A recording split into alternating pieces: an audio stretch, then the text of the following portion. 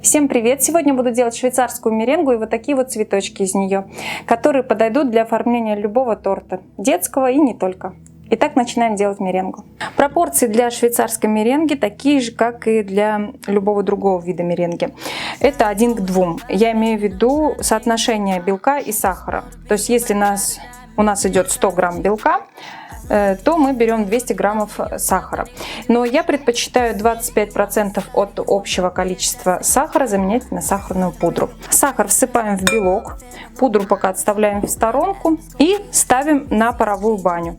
Дно чаши не должно касаться воды, но вода должна кипеть. Постоянно помешивая, держим смесь на паровой бане до полного растворения сахара, а точнее до 40-50 градусов. Все, полностью сахар растворился. У меня где-то сейчас смесь 47-48 градусов. И мы переливаем в дежу для миксера смесь.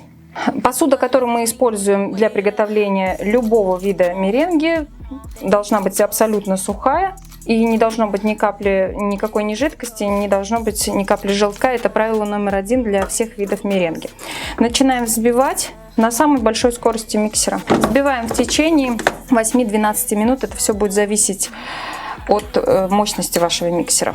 Теперь, не останавливая миксера, то есть прошло у меня где-то примерно 10 минут, не останавливая миксера, я должна буду всыпать туда постепенно сахарную пудру. Это сейчас я остановила, потому что съемочный процесс. И также, если я хочу окрасить меренгу, я могу это сделать прямо на этом этапе. Буду окрашивать в желтый цвет. У K-Colors 2 желтых цвета.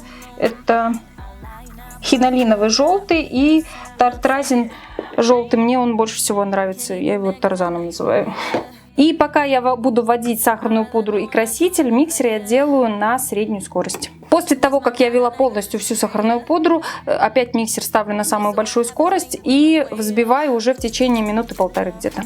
Вот такая вот плотная меренга получается, блестящая. Также окрасить можно меренгу еще вторым способом. Это мы будем мазками окрашивать мешок кондитерский. Насадку я буду использовать лепестки розы. Такая вот большая она. Но ссылку на нее я оставлю. Окрашивать я буду вот именно вот этот вот толстый край. То есть с этой стороны мешок.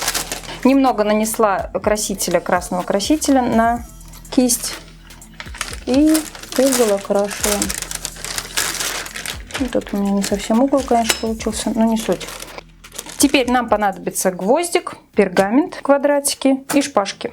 Прикрепляем пергамент к гвоздику и широкой стороной наружу будем делать лепестки.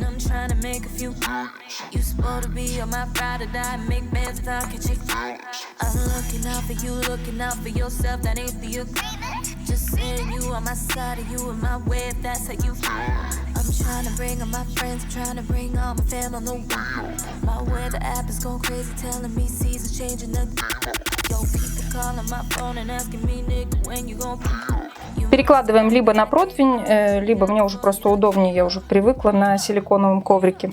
А так, в принципе, просто можно на пергамент или на противень. Вставляем сразу шпажку. По желанию в серединку можно добавить различные посыпки. Это уж как хотите.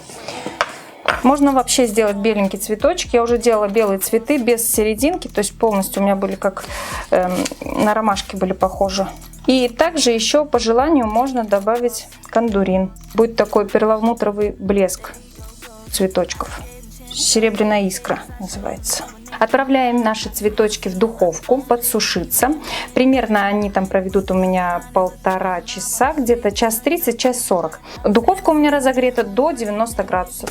80-90 градусов это самая оптимальная температура для того, чтобы подсушить их. Прошло час 40 и они полностью уже подсушились. Из остатков меренги я сделала вот такие вот звездочки. И я их убрала раньше с коврика. Где-то час 10 они сушились. Я думаю, достаточно, потому что начали уже немного трескаться. Убираем пергамент. И все. Наши цветочки готовы. Вот это вот хотела показать. Практически гвоздика получилась. Здесь я перпендикулярно гвоздику держала насадку.